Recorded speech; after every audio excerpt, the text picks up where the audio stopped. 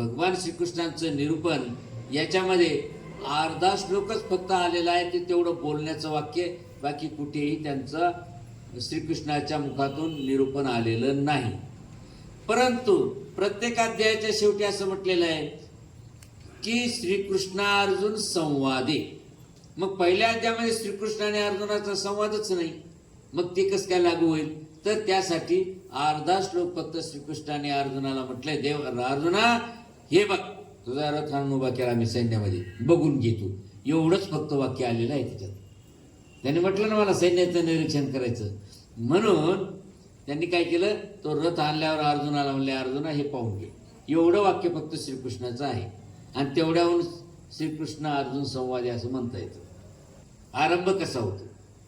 सुरुवातीला परमात्मने नमः आणि पुढे धृतराष्ट्र उवाच. पहिल्या अध्यायाची सुरुवात धृतराष्ट्र, कारण व्यासांनी जेव्हा या ग्रंथाची बांधणी केली त्यावेळेस त्यांनी असं दाखविलं जणू काही आता युद्ध होत आहे आणि ते चित्र तो संजय धृतराष्ट्राला सांगत आहे, तिकडे युद्ध घडायला लागलेलं आहे असं दृश्य त्याने निर्माण केलं. वस्तुस्थिती तशी नाही. वस्तुस्थिती अशी आहे की युद्ध होऊन गेलं होतं, युद्ध होऊन गेलं होतं. शांत चित्ताने व्यासाने विचार करून श्रीकृष्णाचा संवाद श्लोकबद्ध केलेला आहे. ते मधल्या उतार्यानं तुमच्या लक्षात येईल. तर यांनी ढाचा बनवताना कसा बनवला व्यासांनी, की जणू प्रत्यक्ष युद्ध घडायला लागलेलं आहे, संजय पाहायला लागलेला आहे आणि डायरेक्ट सांगायला लागलेला आहे आणि लगेच तिकडं गीता तयार व्हायला लागलेली. असं नाही.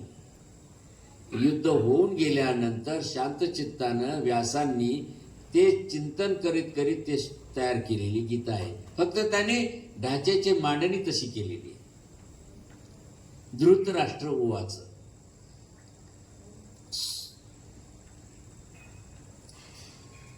जे 2 ओळीचे श्लोक आहेत त्याचं वृत्त आहे अनुष्टुप वृत्त.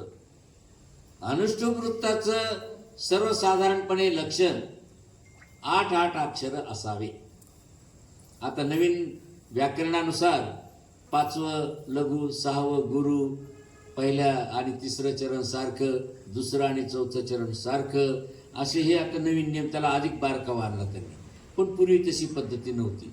पूर्वी फक्त 8 अक्षराचं चरण गणल्या जात होतं. म्हणून गीतेमध्ये कोणी एखादा आताच्या हल्लीच्या वृत्ताशी संगनमत करून पाहिल आणि म्हणाल हे अशुद्ध आहे, ते म्हणता येत नाही. कारण पूर्वी पद्धत नव्हती. सांख्यशास्त्र पहा, ते सुद्धा अनुष्टुप वृत्तामध्ये आहे.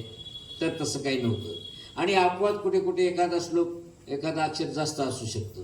म्हणजे एकंदरीत 32 म्हणजे 4 चरणाचा एक श्लोक असतो अनुष्टुप वृत्तामध्ये. तर गीतेमध्ये 11व्या अध्यायात पहिल्या चरणात फक्त 1 अक्षर जास्त आहे. आणि 2रं वृत्त गीतेमध्ये आलेलं आहे, ते तुम्हाला मी तिथं आल्यावर सांगेन. आता सध्याला अनुष्टुप वृत्त पहिल्या अध्यायात पूर्णपणे आहे, म्हणून अनुष्टुप वृत्ताचंच फक्त आपण पाहूया. धर्मक्षेत्रे कुरुक्षेत्रे समवेतायुयोत्सवः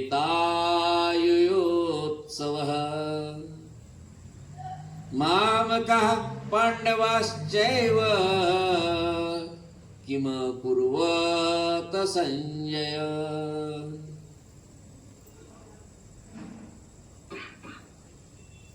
गीतेमध्ये 2 टिपके दिसतात काही अक्षरासमोर, त्याला विसर्ग असं म्हणतात. आपण देवनागरी लिपीमध्ये पाहतो अ आ इ ई उ ऊ ए आई ओ औ किंवा मध्ये रूल रू आहे आणि शेवटी अह. तर त्या विसर्गाच्या उच्चाराबद्दल प्रांतीय काही फरक आहेत. उदाहरणार्थ जे लग्न कार्यात वगैरे म्हणतात ते हा मोठ्यानं होता देव हा, किंवा अल्पये स्वाहा स्वधा नमस्ते असे मंत्र म्हणतात. हा मोठमोठ्यानं म्हणतात. काही ठिकाणी हा अंगचा आहे, काही ठिकाणी विसर्गाचा आहे. तर ही सर्वसाधारणतः ही पद्धती आहे. पाणिनी या बाबतीत असं म्हणतात की विसर्गाचा उच्चार कंठातून करा, संपलं. मग आता परंपरेने कोणी मोठ्यानं हा म्हणतंय, कोणी हळून हा म्हणतंय. आलं लक्षात? जसं उदाहरणार्थ युयुत्सव पहा, तुम्ही ज्यांच्याकडे गीता आहे त्यांनी पहा, पहिल्या चरणाच्या शेवट म्हणजे दुसऱ्या चरणामध्ये येते ते युयुत्सवच्या पुढे विसर्ग आहे. उच्चार कसा होईल? युयुत्सव,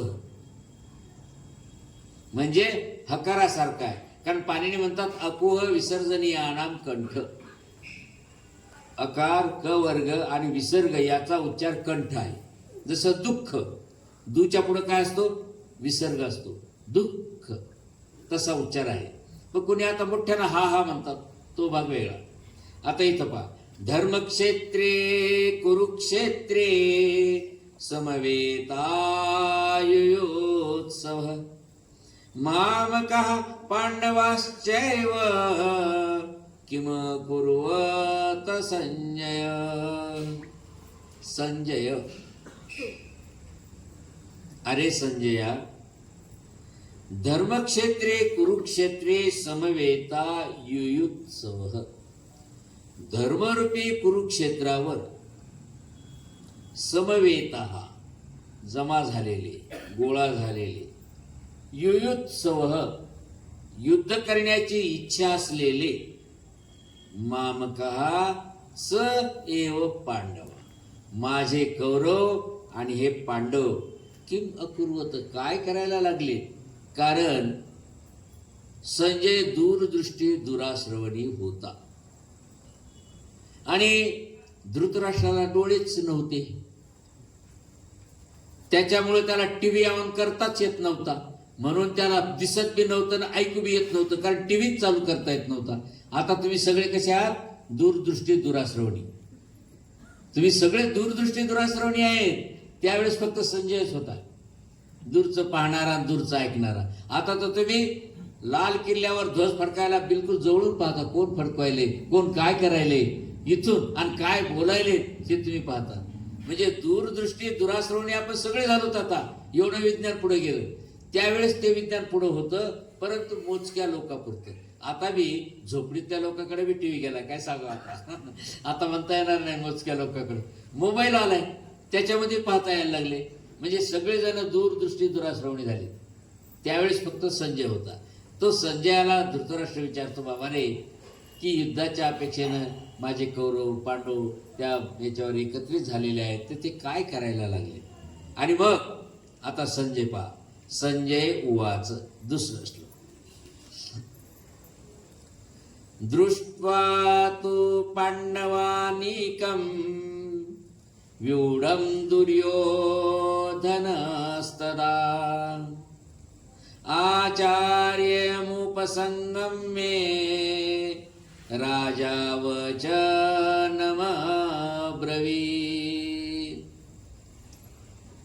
तथा व्यूढं पांडवानीकं दृष्ट्वा. आता त्याने काय करायला म्हणल्यावर दुर्योधनाने काय केले? दृष्टी रणभूमीवर टाकली. तर त्याला काय दिसलं? त्यावेळी व्यूढं पांडवानीकं, व्यूहबद्ध अशी पांडवाची सेना, तिच्याकडं पाहून आचार्यम उपसंगम्ये, द्रोणाचार्याजवळ जाऊन राजा दुर्योधन वचनम अब्रवीत, तो असं म्हणायला लागला.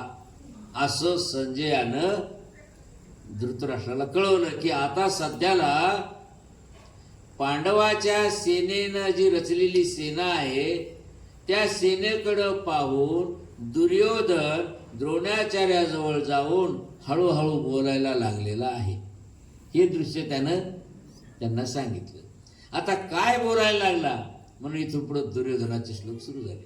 परंतु त्याला दुर्योधन उवाच न देता संजयाच्याच नावाखाली आली.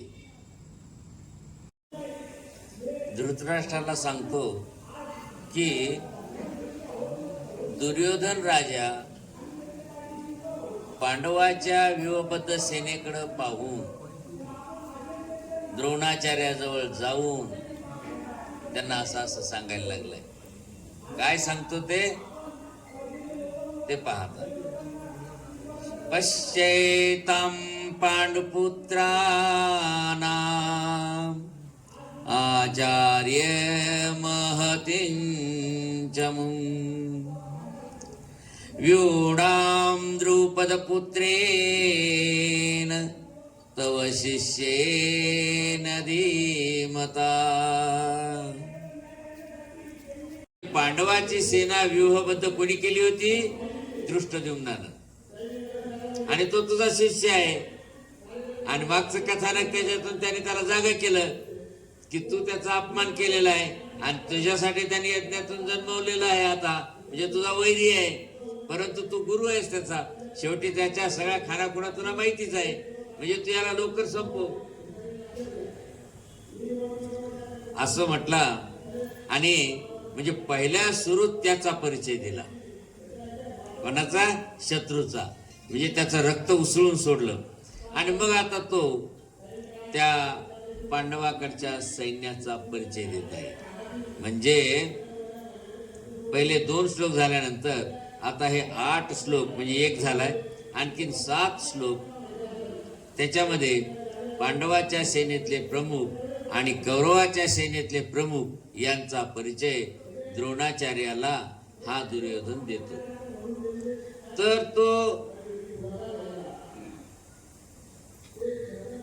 दुर्योधन द्रोणाचार्याला म्हणतो, अत्र शुरा महेश्वासा भीमार्जुन समायुधि युयुधान विराट द्रुपदश्च महारथ धृष्टकेतु चेकितान काशीराजा वीर्यवान.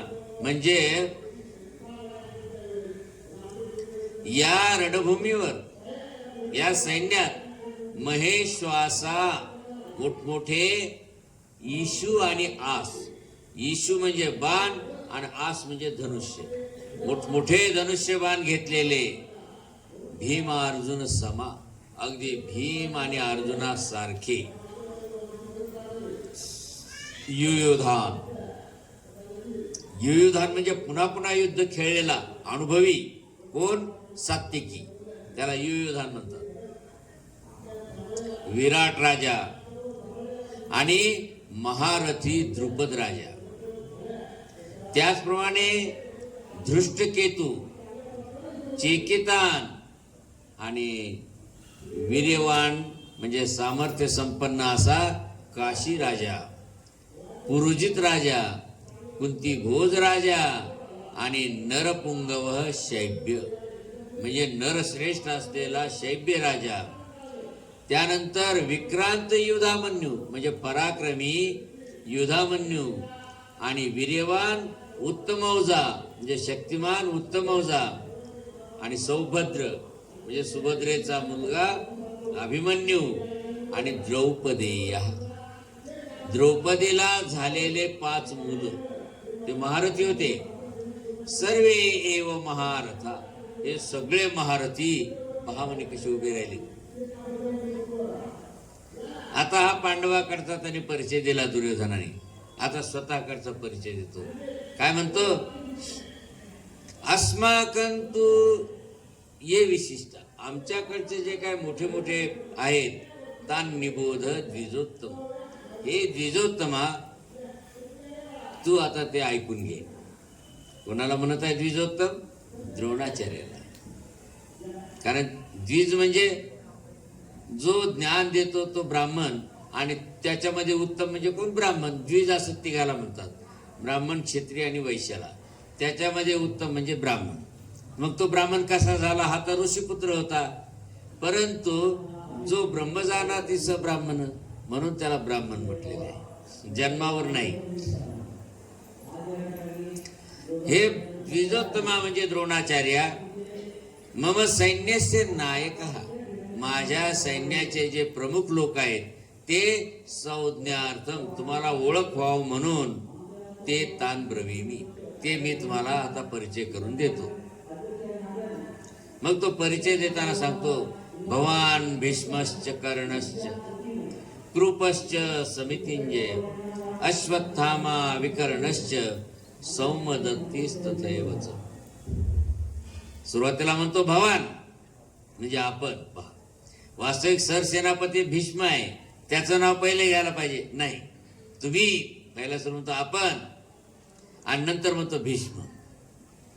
ते भीष्म, कर्ण आणि समितिंजय कृपः म्हणजे युद्धामध्ये वेळोवेळी विजय मिळवून देणारा कृपाचार्य. अश्वत्थामा म्हणजे द्रोणाचार्याचा मुलगा. विकर्ण आणि हा कौरवामध्ये एक विकर्ण असा होता की थोडा प्रामाणिक होता. कारण पुढे चालून नाही, आधी ज्यावेळेस द्रौपदीची विटंबना केली होती ना, त्यावेळेस विकर्ण म्हणला होता, दादा अरे आपली वहिनी आहे म्हणे. त्याचा आवाज दाबून टाकला, हे काय मूर्ख निघालं म्हणे मधीच. कारण सगळे तुटून पडले द्रौपदीचा अपमान करायला. हा 100 हाही होता एक. तो म्हणला दादा ही तर आपलीच वहिनी आहे आणि आपण तिचीच विटंबना करायलो. या सगळ्यांनी काय केलं, आर्याला तिकडे घेऊन जा म्हणे. घेऊन गेले त्याचं तोंड दाबून तिकडे. तर असा हा थोडासा न्याय होता. काही माणसं फार न्यायी असतात. हे भीष्म, कर्ण, समितिंजय, अश्वत्थामा, विकर्ण आणि तथा एव सौमदत्ती. सौमदत्ती म्हणजे सोमदत्ताचा मुलगा भूरिश्रवा, त्याला सौमदत्ती असं म्हणतात. आणखी पुन्हा तो सांगतो, अन्नेच बहव शूरा मदर्थे त्यक्त जीविता नाना शस्त्र प्रहरणा सर्वे युद्ध विशारदा. आणखी दुसरे पण मदर्थे त्यक्त जीविता माझ्यासाठी प्राण त्याग करायला तयार असलेले बहव शूरा पुष्कळशे शूर, हे सगळेची सगळे नाना प्रकारचे शस्त्र प्रक्षेपण करण्यामध्ये आणि युद्धामध्ये विशारद म्हणजे जाणते आहेत. असं तो द्रोणाचार्यांना आपल्या सैन्याचा परिचय देत आहे.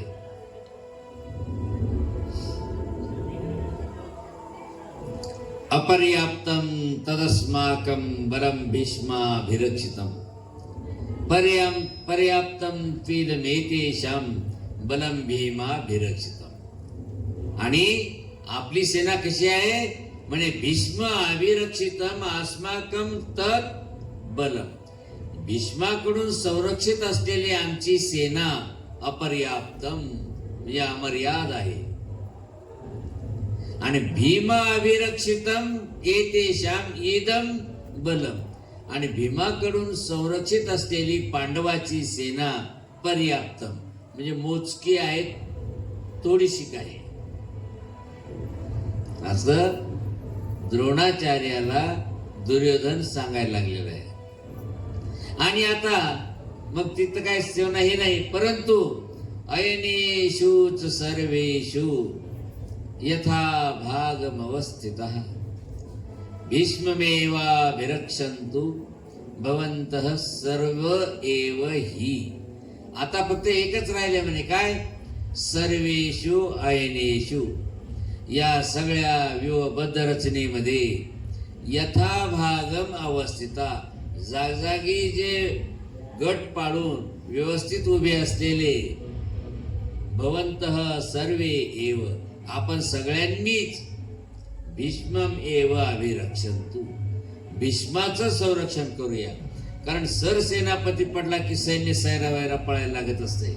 म्हणून आपण सगळ्यांनी मिळून भीष्माचं संरक्षण करूया असं द्रोणाचार्याला त्यांनी सल्ला दिला. आता राजाचा सल्ला आहे, नाही जरी पटलं तरी आता उभं राहावं लागते. आणि अशा प्रकारे या 8 श्लोकामध्ये त्यांनी पूर्णपणे परिचय दिलेला आहे दोन्ही सैन्याकडचा. आणि आता यानंतर युद्धाला आरंभ होण्यासाठी प्रथम शंख फुंकतात, याचे 8 श्लोक. म्हणजे 11 पर्यंत, म्हणजे 8 श्लोक दुर्योधनाचे 9 झाले का, 9 तर 11 9 20 20 9 29 तर नाही, 11 8 19 19 श्लोकालाच तर 11 श्लोकापर्यंत परिचय संपला. आणि आपापल्या सैन्यात उभे राहिलेले आपण सगळेजण मिळून पुढच्या याच्यात जातो विषयामध्ये, की आता त्या भीष्माचं आपण संरक्षण करूया. आणि असं म्हटल्याबरोबर इकडे भीष्माला असं वाटायला लागलं की हा दुर्योधन द्रोणाचार्याजवळ कुजबूज काय करायला आहे. वास्तविक तो त्याला परिचय द्यायला आहे, पण भीष्माला वाटलं की माझ्या बलाबद्दल याला काही संशय यायलाय की द्रोणाचार्याला सर सेनापती पद दिलं असतं तर बरं झालं असतं, असं होईल संशय. म्हणून भीष्मानं घाईनं काय केलं की लगेच शंख धरला आणि फुकला की युद्धाला आरंभ.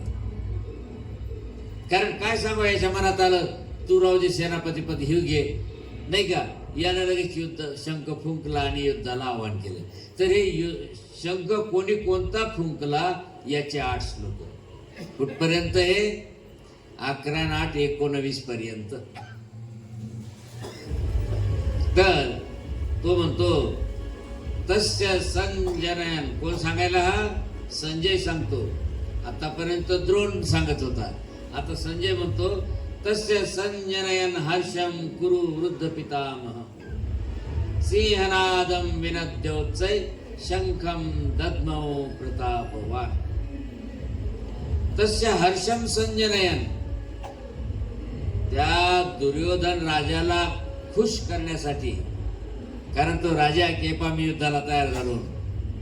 हर्षम संजनयन म्हणजे त्याला गदगदित करण्यासाठी, आनंदित करण्यासाठी कुरुवृद्ध प्रतापवान पितामह, कुरुकुळामध्ये श्रेष्ठ असलेल्या भीष्माचार्याने उच्चे सिंहनादम, मोठ्याने सिंहासारखी गर्जना करून, विनद्य म्हणजे करून, शंखम दद्मौ, त्यानं शंख फुंकला. कोणी? भीष्माने. आता सरसेनापतीनं शंख फुंकल्याबरोबर ज्या ज्या बटालियन असतात इतर राजे मदतीला आलेले, ते आपापले युद्ध, आपापले जे सामग्री आहे वाजविण्याची ती वाजवतात. कोणी ढोल, कोणी तमाशे, कोणी काही दडम धडम धडम करतात त्याने शंख फुंकल्यावर. म्हणून ततः शंखाश्च भैर्यश्च पनवानक गोमुखाः सह सैवाभ्यहन्यंत सशब्दस्तु मूलो भवन. त्यानंतर शंखा, अनेक सैन्यांनी काय केलं, त्या दुर्योधनाकडच्या कोणी शंख फुंकायला लागले. भैर्य, ते भेरी म्हणजे नगारा, भैर्य म्हणजे नगारे, कोणी नगारे वाजवायला लागले. पनवानक गोमुखः, पनवानक म्हणजे ढोल आणि मृदंग.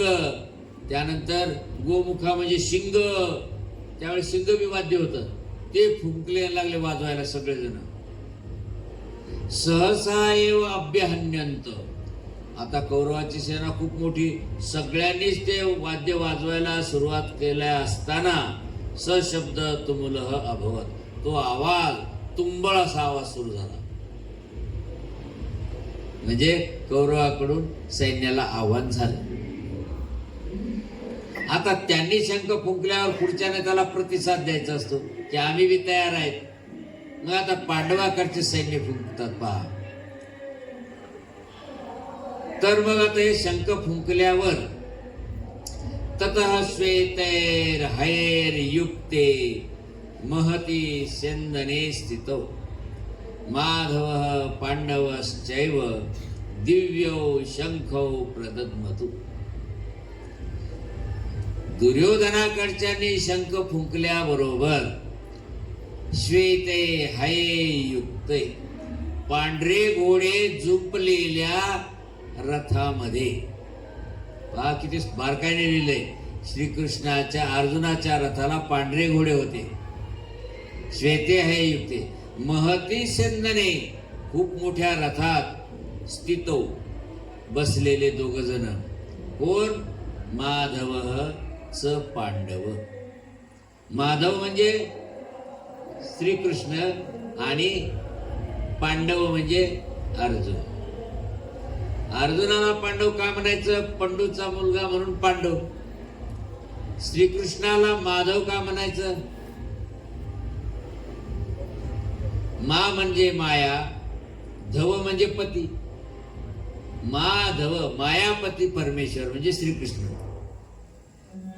आणि म्हणूनच आपण सुद्धा पहा विधवा, विगतः धवा यस्या सा, जिचा पती मेलेला आहे त्याला विधवा असं म्हणतात.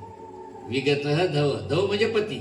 इथं मा धव, मायेचा पती श्रीकृष्ण. दिव्यो शंखो प्रदद्मतु, या दोघांनी दिव्य शंख फुंकले. कोणी? श्रीकृष्णाने आणि अर्जुनाने.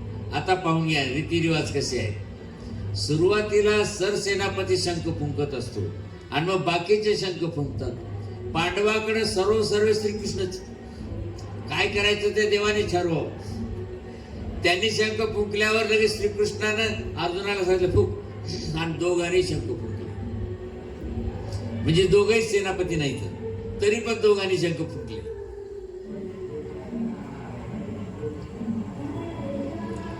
आणि मग आता श्रीकृष्णाला मानणारे पांडव ज्यांनी शंख फुंकल्यावर आता बाकीचे फुकायला लागले.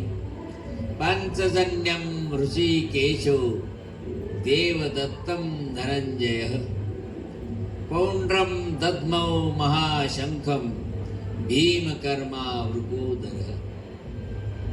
ऋषिकेश, ऋषिक ईश, हृदयाला जिंकणारा ऋषिकेश म्हणजे श्रीकृष्ण भगवान.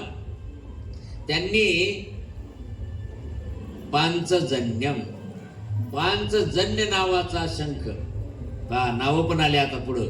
पहिला सुरू दोघांनी फुंकला तर कोणी कोणता फुंकला तर श्रीकृष्णाने पांचजन्य नावाचा शंख आणि धनंजय, धनंजय ती धनंजय ज्यानं कुबेराला जिंकलं होतं अर्जुनानं, म्हणून त्याला म्हणले धनंजय. त्या अर्जुनानं देवदत्त, देवदत्त नावाचा शंख आणि भीमकर्मा वृकोदर, ज्या भीमाच्या अधिपत्याखाली सेना होती त्या भीमानं, पण त्या भीमाला काय म्हणले? भीमकर्मा वृकोदर, भयानक कर्म करणारा. आणि वृकोदर म्हणजे खादाड. वृक म्हणजे लांडगा, लांडग्याचं पोट कधीच भरत नसते आणि भीमाला खायला लय लागत होतं म्हणून त्याला वृकोदर म्हणतात. तर भीमकर्मा वृकोदर, भयानक कर्म करणारा तो वृकोदर म्हणजे भीमसेन. पौंड्रम महाशंखम दद्मौ, पौंड्र नावाचा त्यानं महाशंख फुंकला. म्हणजे तिघाचे नाव आले. श्रीकृष्णानं पांचजन्य नावाचा शंख फुंकला, अर्जुनानं देवदत्त नावाचा शंख फुंकला आणि भीमसेनानं पौंड्र नावाचा शंख फुंकला. कौरवाचं तसं स्पष्ट नाव आले नाही, फक्त भीष्माने फुंकला तो बी कोणता शंख त्याचं नाव नाही आणि बाकीच्यांनी सगळ्यांनी एकदाच फुंकले म्हणून सांगितले. पांडवाकडचे मात्र पहिला सुरू एक तिघा जणांनी फुंकला, तिघाचे नाव आले आणि आता पुढे आणखी नाव येतात. अनंत विजयम राजा कुंतीपुत्रो युधिष्ठिर नकुल सहदेवश्च सुघोष मणिपुष्पक. कुंतीपुत्र राजा युधिष्ठिर म्हणजे कुंतीचा मुलगा कोण? राजा म्हणजे धर्मराजा. युधिष्ठिर म्हणजे धर्मराजा. त्याला युधिष्ठिर का म्हणतात? कारण हा आहे अलुक समास. समासामध्ये पूर्वपदाच्या दोन्ही पदाच्या विभक्तीचा लोप होऊन दोन्हीला मिळून पुन्हा नंतर विभक्तीचा प्रत्यय येत असतो. परंतु एक अपवाद की ज्या वेळेस समासामध्ये पूर्वपदाच्या विभक्तीचा लोप होत नाही त्यावेळेस त्याला नाव काय द्यावं म्हणून अलुक समास. याच्यात लोपच होत नाही. आणि युधिष्ठिर हा अलुक समास का? युद्ध म्हणजे युद्ध आणि युधी सप्तमी जशाला तशीच राहील आणि स्थिर युद्धात न डगमगणारा म्हणून युधिष्ठिर. कोण? धर्मराजा. म्हणजे कुंतीपुत्र धर्मराजानं अनंत विजय नावाचा शंख फुंकला आणि नकुल आणि सहदेव या दोघांनी सुघोष आणि मणिपुष्पक नावाचे शंख फुंकले. म्हणजे पाचही पांडवाच्या शंखाचं नाव घेतलं आणि श्रीकृष्णाच्या शंखाचं नाव घेतलं. साही शंखाचे नाव आले.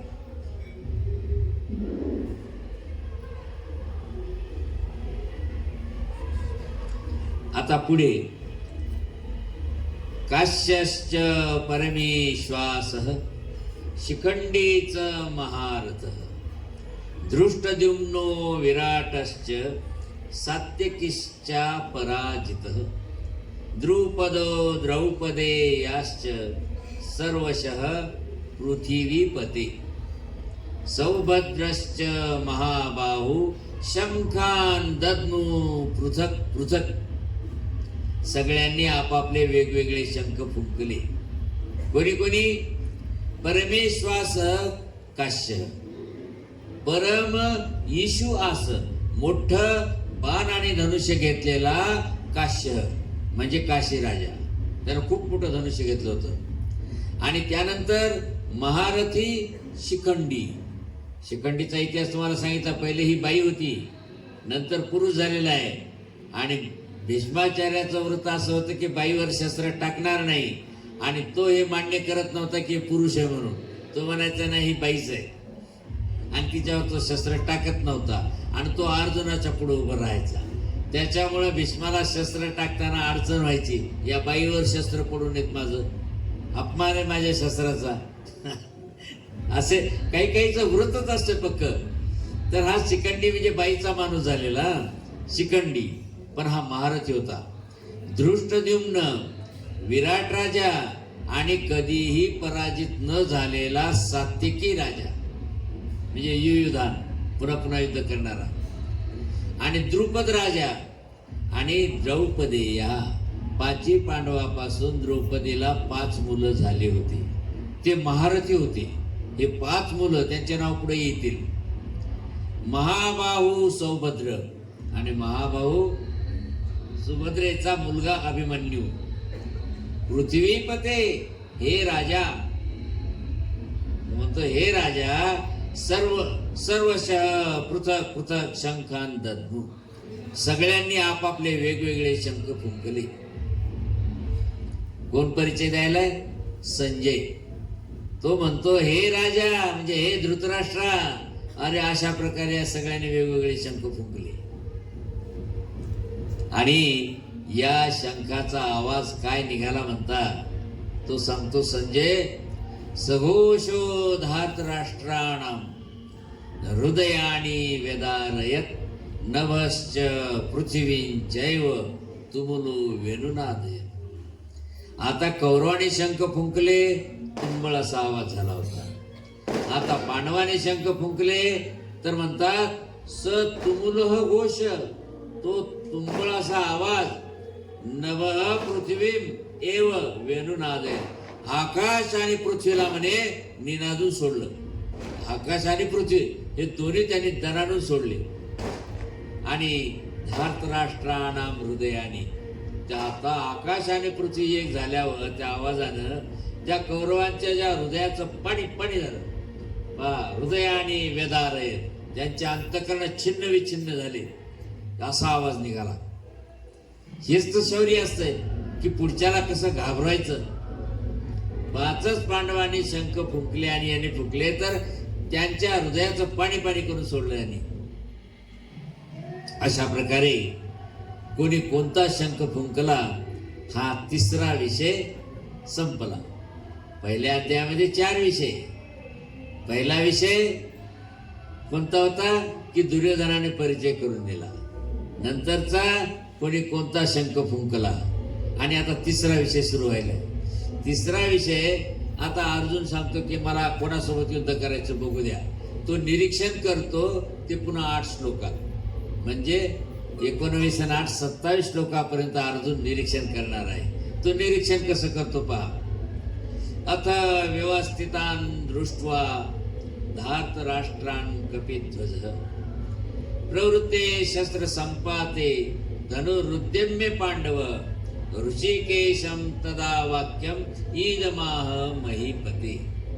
आणि पहा मधीच आलाय अर्जुन वाच है ना, श्लोक संपायच्या आधीच. आणि पुन्हा म्हणतो सेनेयोरू भयोर मध्ये रथम स्थापय मे अच्युत. हे श्रीकृष्णा, दोन्ही सैन्यामध्ये माझा रथ नेऊन उभा कर.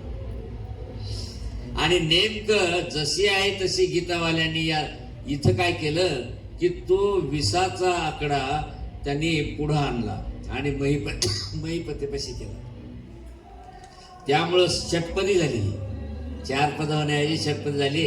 आणि या पहिल्या अध्यायामध्ये 1 श्लोक कमी होतो पुढे. हा फरक आहे. 701 श्लोक होते, त्यांनी या पहिल्या अध्यायामध्ये 2 षटपद्या केल्या आणि 46 श्लोक केले. तेही इथं झालेली घटना. तर आता रथ उभा दोन्ही सैन्यामध्ये कर म्हणत असताना अर्जुन काय म्हणतो पहा, महिपते हे राजा, अथ त्यानंतर कपिध्वज पांडव, कपिध्वज अर्जुन. अर्जुनाचा ध्वज कपिध्वज का म्हणतात? कारण अर्जुनाचं आणि हनुमानाचं एकदा शर्यत झाली होती. काय शर्यत झाली होती? अर्जुन गर्वाने त्या हनुमानाला म्हणला, काय रे तू रामाचा सेवक होता ना, आणि काय म्हणे त्यानं दगडाचा सेतू बांधला. अरे मी जर असतो ना, मी बाणाने सेतू बांधला असता म्हणे. आता त्याला त्याच्या आराध्य दैवताचं नाव काढल्यामुळे तो चिडला हनुमान, आणि तो काय म्हणला, अरे तू काय त्याच्या बरोबरी करू शकतोस? तुझा बाणा चापूल तर मी एका झटक्यात मोडून टाकतो. असं दाखवच म्हणे मोडून तू बघ म्हणे. मोडला तर म्हणे मी अगदी कष्ट घेईन, आणि नाही मोडला तर आता म्हणे मी तर चिरावी आहे म्हणे. मग आतापर्यंत त्या रामाचा दास होतो, आता तुझा दास बनल. झाली दोघांची शर्यत, घेणं देणं बरं का. आणि कोण? ते दोघच जण. अहो यानं लावली की शेडी स्वर्गाला. म्हणे आता दाखव म्हणे तू मोडून. हनुमानानं काय केलं, 1-2 पर्वत येतं जोरात जाऊन उडी टाकली आणि टाकलं मोडून. आता ते गेलं म्हणून त्याचं त्या फुलफिल सगळंच झाली पंचायत. म्हणे काय तू काय चिंता करू नको, मी जे शर्यत केली त्याप्रमाणे मी आत्महत्या करायला तयार आहे म्हणे. लगेच त्याने शरण रचलं आणि आता प्रदक्षिणा घालायला सुरुवात केली. का? आता देह त्याग करायचा. हरला ना तो. आता देवभक्ताचा काय वारी, देवाला कळालं आणखी तर पुढे महाभारत घडायचंय, आणि हे काय मध्येच उपद्या पाहून बसला. देव पळत आले तिथं. अरे काय चाललं रे, काय चाललं रे म्हणे. म्हणे काय नाही म्हणे, असं असं असं झालं म्हणे, त्यांनी आमची शर्यत ठरली म्हणे, तर हनुमानाने माझं बाणाचं जे स्वर्गाला लावलेली शिडी मोडून टाकली म्हणे, आणि म्हणून आता मी अग्निकाष्ट घेत आहे. आणि म्हणे कोण साक्षी आहे म्हणे. आता कोण साक्षी म्हणल्यानंतर तिकडं हनुमानाचा गर्व गेला की स्वर्गाला. अरे हे कोण आलं रे म्हणे मध्ये शहाणं. चल रे म्हणे अर्जुना, लाव म्हणे पुन्हा एकदा शेडी दाखवतो मोडून. गेले शहाणा साक्षीदार विचारायला ना, तूच होय साक्षीदार. अहो गुपचूप बसाव ना. म्हणून मौन ही सर्व साधन. माणसानं काही वेळेला तोंड आवरलं पाहिजे. तोंड जर मोकळं सोडलं की असं होत असते. आणि आमच्या खेडेगावामध्ये महिलाचं तोंड कधी मोकळं सुटतंय, संडासला गेल्या बाहेर की सगळे सांगतात माझी सासू अशी आणि तुझी सासू तशी. ते काही गपचूप बसतच नाही, सर्व मळमळ व्यक्त करत असतात. आणि म्हणून कधीही माणसाने तोंड आवरलं पाहिजे. कारण तोंडातून निघालेला शब्द आणि धनुष्यातून सुटलेला बाण हे वापस घेता येत नसते. म्हणून पहिलंच मोजकं बोलायचं असते.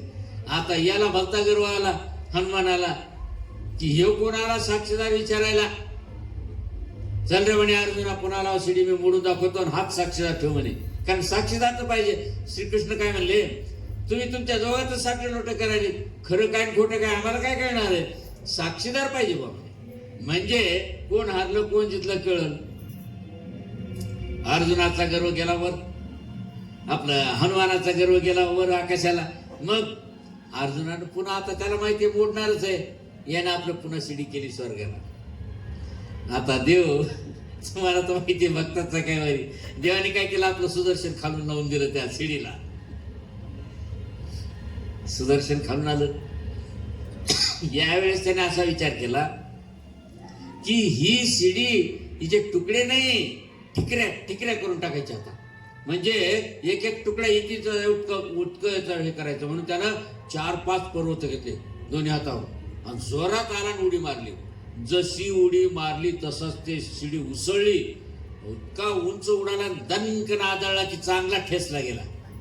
आता हो गारच झाला, उठायचं अवसरच नाही राहिले.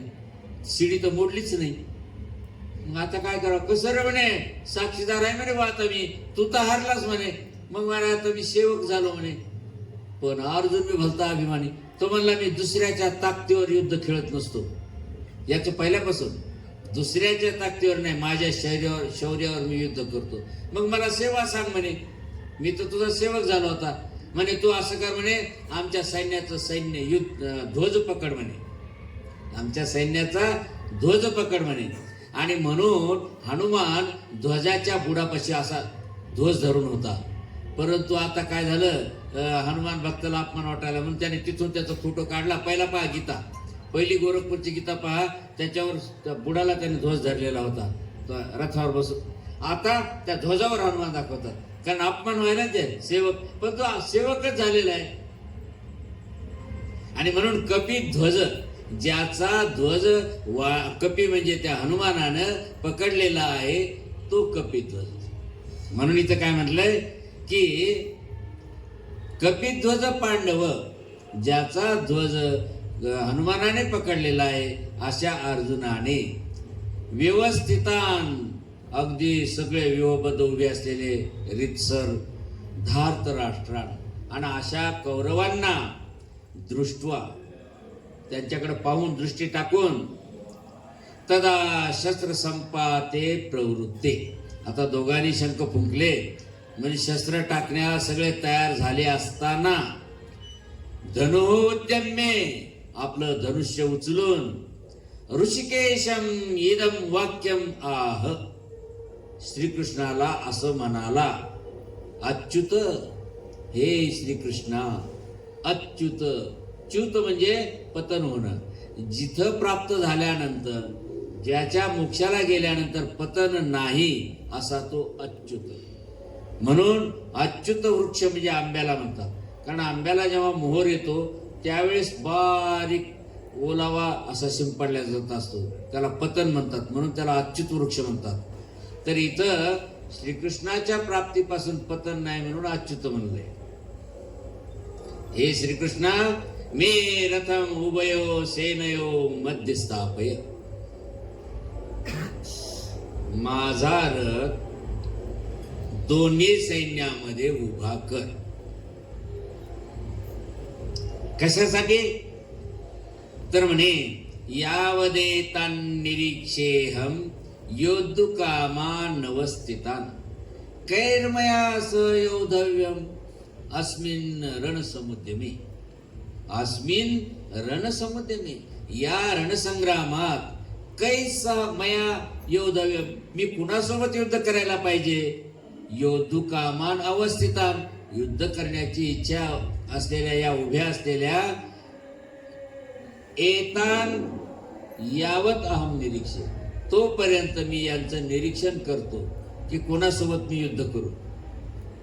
कारण दुर्योधन हा गदा युद्धात होता पारंगत, त्याच्यासोबत युद्ध करताच येत नव्हतं. त्याच्यासोबत करावं तर भीमानच, धनुर्धारी पाहिजे ना.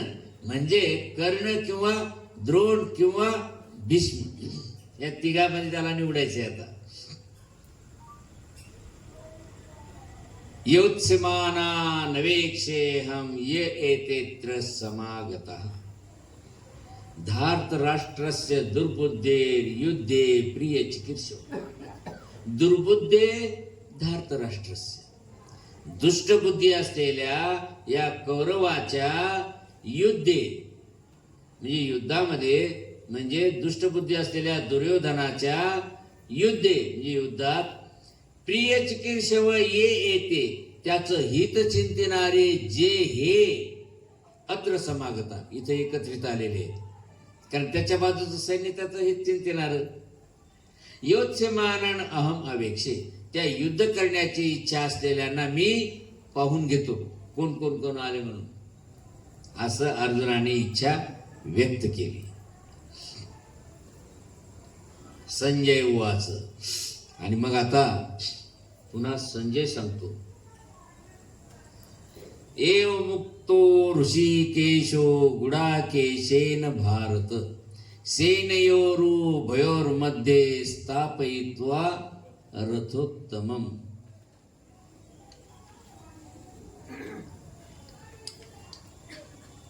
भीष्मद्रोण प्रमुखतः सर्वेशांच महिक्षिताम उवाच पार्थ पश्यैतान समवेतान कुरुन इति. भारत म्हणजे अर्जुना गुडाकेशेन एवं उक्तः. गुडाकेश म्हणजे अर्जुन. जेव्हा अर्जुन असं म्हणाला, काय म्हणाला होता तो, की माझं दोन्ही सैन्यामध्ये रथ उभा कर, मी निरीक्षण करतो कोणासोबत युद्ध करायचं. मग असा अर्जुन म्हणल्यावर ऋषिकेश उभयो सेनयो मध्ये श्रीकृष्णानं दोन्ही सैन्यामध्ये भीष्म द्रोण प्रमुखत, अगदी भीष्म आणि द्रोणाचार्यांच्या समोर, आणि दोन ज्येष्ठ होते ना, बरोबर त्या दोघांच्या समोर सर्वेशाम महिक्षिताम, अगदी सर्व सगळ्या महिक्षिती म्हणजे राजा, सगळ्या राजांच्या समोर रथोत्तमम स्थापयित्वा. भगवान श्रीकृष्णाने आपला तो उत्तम रथ उभा करून इति उवाच, श्रीकृष्ण म्हणाले. काय म्हणाले? पार्थ समवेतान एतान कुरुन पश्य, एकत्रित आलेल्या या कौरवांना पाहून घे.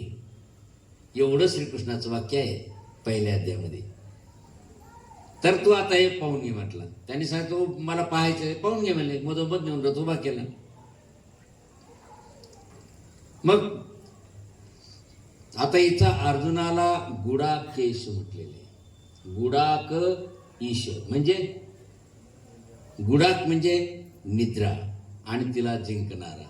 मग काय अर्जुन काय झोपत नव्हता का? झोपत होता, परंतु सावध झोपायचं. कशाप्रमाणे? कशाप्रमाणे? घोड्याप्रमाणे. घोडा कधी एक पाय फक्त असा उचलून धरतून झोपतो, तो प्रत्यक्षात खाली बसत नाही बैलासारखा. त्याची विश्रांती कशी असते? तो काय करतो, मागचा एक पाय उचलतो असा आणि 3 पायावर उभा राहतो. तीच त्याची झोप. थोड्या वेळाने तो पाय खाली टेकतो, हा पाय उचलत असतो. म्हणजे ही घोड्याची झोप घेण्याची पद्धत आहे. आणि घोडा कसा असतो? नर असतो. आणि अर्जुन कोण होता? नर होता. आणि म्हणून गुडाक ईश त्याला ही उपमा दिलेली आहे. नर म्हणजे जसं माणसाला बाईसारखी छातीवर डाग असतात, ते डाग नसलेला तो नर. आपण सगळे नर नाही, आपल्या छातीवर डाग आहे. म्हणून ते अर्जुनाच्या छातीवर नव्हते, म्हणून अर्जुनाला गुडाकेश म्हटलेले. त्याला ही उपमा दिली. बैलाला सुद्धा कास असते. प्रत्येक प्राण्याला, नराला कास असतेच, लहान लहान लहान लहान, पण घोड्याला अजिबात नसते. म्हणून घोड्याला नर असं म्हणतात. आणि म्हणून गुडाक ईश, झोपेला जिंकणारा जसा घोडा तसा हा अर्जुन. ता कसा दुरान्वय असतो त्याचा. आणि म्हणून आता श्रीकृष्णाने रथ दोन्ही सैन्यामध्ये नेऊन उभा केलेला आहे. तत्र पश्यत स्थितान पार्थ पितृनाथ पितामहान आचार्यान मातुलान भ्रातॄन पुत्रान पौत्रान सखींस्तथा श्वशुरान सुहृदश्चैव सेनयोरुभयोरपि. मग त्या अर्जुनानं तत्र उभयो अपि सेनयो स्थितान, त्या दोन्ही सैन्यामध्ये उभ्या असलेल्या पितृन म्हणजे काके, पितामहान त्याचे आजोबा पडणारे काही, आचार्यान गुरुजन लोक, मातुलान मामे, भ्रातृन भावंड, पुत्रान म्हणजे मुलं, पौत्रान नातवंड, तथा सखीन तसेच मित्र, श्वशुरान म्हणजे सासरे, सुहृद एव अपश्यत आणि हितक्ष लोक, या सगळे त्या अर्जुनाला त्या कौरवामध्ये दिसायला लागले. तान समीक्षे स कौंतेय सर्वान बंधून अवस्थितान कृपया परया विष्णु विषीदन्निदम ब्रवीत. अवस्थितान तान सर्वान बंधून, उभ्या असलेल्या त्या सगळ्या बांधवांना समीक्ष म्हणजे पाहून, स कौंतेय तो अर्जुन, माय परया कृपया अविष्ट अत्यंत ममतेनं व्याकुळ झालेला, विषीदन अगदी दुःख करीत इदम अब्रवीत असं म्हणाला. कारण त्यानं पाहायला गेला कोणासोबत युद्ध करायचं, पण नातवंड पतवंड आपले मित्र हितच्छ पाहिल्यानंतर याचं हृदय कळवळून आलं की यांना कसं मारायचं. आणि म्हणून तो मग आता देवाला म्हणतो. तर या 27 पर्यंत हा तिसरा विषय संपला, सैन्याचं निरीक्षण. आता अर्जुन विषाद, अर्जुनानं केलेला शोक. कारण चौथा विषय शेवटचा पहिल्या अध्यायातला. पहिला विषय झाला दुर्योधनाने दिलेला सैन्याचा परिचय, दुसरा विषय झाला कोणी कोणता शंख फुंकला, तिसरा विषय झाला अर्जुनाने केलेलं निरीक्षण. आणि निरीक्षणाअंती जेव्हा त्याला आपले नातवंड पंतू हे दिसल्यानंतर त्याचं हृदय कळवटलं आणि तो देवाला काय म्हणतो, अगदी दुःख करीत करीत म्हणायलाय. म्हणून याला काय नाव दिले अध्यायाला, अर्जुन विषाद. आणि हे श्लोक आहेत 20 श्लोक आहेत, म्हणजे 27 ते 47 पर्यंत. म्हणजे 27 मधलं पहिले 2 चरण तर गेले बी. आता पुढच्या तिथून पुढे सुरुवात. अर्जुन उवाच. आता अर्जुन आपला शोक व्यक्त करत आहे. काय म्हणतो पहा.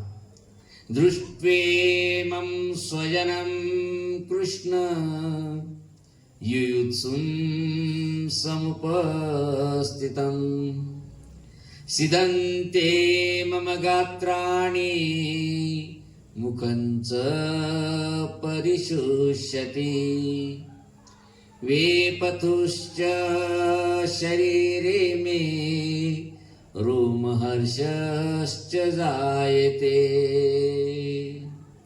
कृष्ण, हे देवा पहा. कृष्ण, कृष्ण म्हणजे हे श्रीकृष्ण. श्रीकृष्णाची व्याख्या करीत असताना शब्दस्तोम महानिधी या कोशामध्ये, जसं आम्ही आमच्या ब्रह्मविद्याशास्त्रात कृषीर विलेखने या धातूपासून हा शब्द झाला ज्ञानवाचक असं सांगत असताना, त्या शब्दस्तोम महानिधीमध्ये कृष्ण शब्दाची व्याख्या अशी केलेली आहे. धातू तोच आहे, त्याच्यात असं म्हटलंय कृषीर भूवाचक शब्द. म्हणजे कृषीर धातूचा अर्थ ज्ञान केला होता, तो म्हणतो नाही, कृषीर या धातूचा अर्थ भूवाचक म्हणजे व्यापक. आणि पुढे न आलेला आहे नश्च निर्वृत्तीवाचक. आणि नकाराचा अर्थ काय, तो त्याच्यामध्ये जो स्पर्शून सुद्धा नाही. आधी म्हणतात व्यापक आहे आणि मग म्हणतात अतीत आहे, वेगळा आहे. व्यापक असून वेगळा. पहा, कृषीर भूवाचक शब्द नश्च निर्वृत्तीवाचक द्वयोरपि परम ब्रह्म कृष्ण इत्ये भिधीयते. असा हा दोन्हीमध्ये म्हणजे विरुद्ध धर्मीय युक्त श्रीकृष्ण आहे, म्हणून त्याला श्रीकृष्ण असं म्हणतात. अशी व्याख्या शब्दस्तोम महानिधी तारानाथ याचा कोश आहे तो, त्याच्यामध्ये व्याख्या केलेली आहे की परमेश्वर हा व्यापक असून सगळ्यापेक्षा वेगळा आहे. मग अर्जुन म्हणतो, हे देवा श्रीकृष्ण, युयुत्सुं समुपस्थितम इमं स्वजनम, युद्ध करण्याची इच्छा असलेल्या माझ्या या स्वकीयांना दृष्ट्वा म्हणजे पाहून, मम गात्राणी सिदंती, माझे गात्र ढिले पडले. सिद म्हणजे बसणे, म्हणजे हे सगळे माझे अवयव गळून पडायला लागले. कशामुळं, आता माझा अंग थरथर कापायला. हे माझे भाऊ आहेत, माझे नातवंड पतवंड, यांना पाहून माझे हातपाय काय झाले, गळून म्हणजे शिथिल झाले. मुखम परिशुष्यती, आणि आता तोंडाला कोरड सुटली. जसं आपण घाबरतो त्यावेळेस तोंडाला कोरड सुटते. तो म्हणे मुखम परिशुष्यती, माझं तोंड कोरडं पडलंय. मे शरीरे वेपथू, माझ्या शरीरात थरकाप सुटला. वेपथू म्हणजे थरथर कापायला लागलेले, कंप झाला. रोम हर्ष जायते, आणि अंगावर रोम म्हणजे केस, रोम हर्ष म्हणजे केस उभे राहणं, त्याला म्हणतात केस हसले, त्याला म्हणतात केस हसले, रोम हर्ष. तर माझ्या अंगावर रोमांच उभे राहिले या माझ्या नातवंडा यांना पाहून.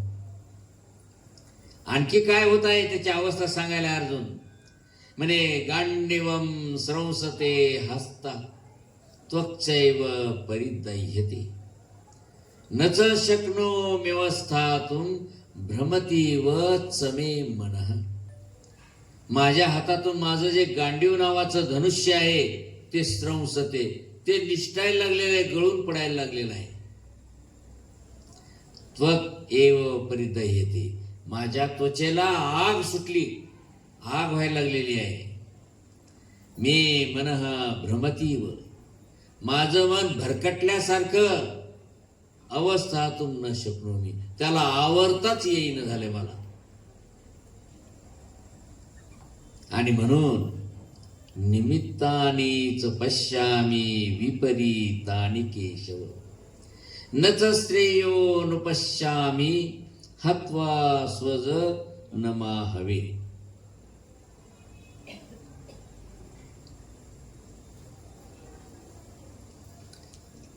आपला टाइम संपत आलेला आहे, परंतु थोडंसं पुढे घेऊया, कारण आता याच्यामध्ये एक महत्वाचा विषय कसा आहे तो पहा. अर्जुन म्हणतो केशव, केशव केशी नावाच्या राक्षसाला ठार करणाऱ्या देवा केशव. या केशव शब्दाबद्दल श्रीधर कवी असं म्हणतात, हरिविजय लिहिणारे म्हणे आकाशात पतितं तोयम यथा गच्छते सागरम सर्वदेव नमस्कार केशवम प्रति गच्छति. सगळी खिचडीच करून टाकली. काय म्हटले या श्लोकात? आकाशातून पडलेलं पाणी सागराला मिळतं, तसं तुम्ही कुठेही डोकं आदळा श्रीकृष्णाला पाहून होते. होईल का हो पाहून?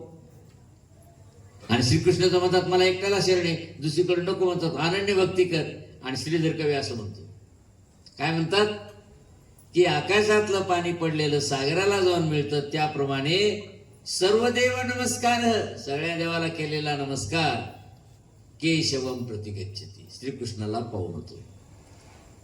त्याला प्रत्युत्तर कसं देतात पहा. हा पहिले लय विद्वान.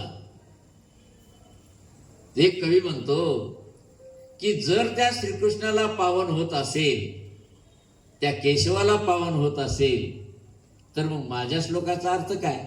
आता याचा श्लोक कसा? केशवम पतितं दृष्ट्वा द्रोणो हर्षमुपागतः कौरवाः रुदन्ति सर्वे हा हा केशव कथंगत.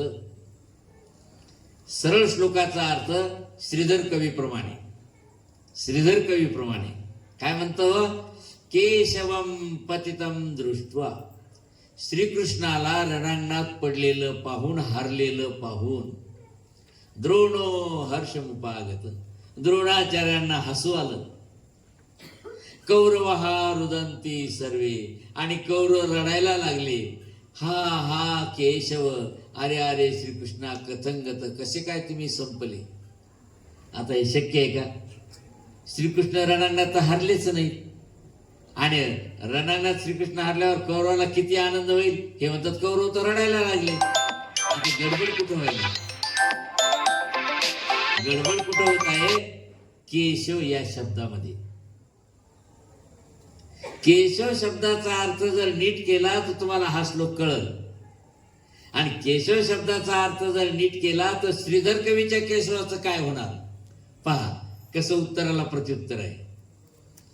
हा कवी म्हणतो केशव कम जलम, कम म्हणजे पाणी, आणि के म्हणजे पाण्यामध्ये पडलेल्या शव म्हणजे प्रेताला.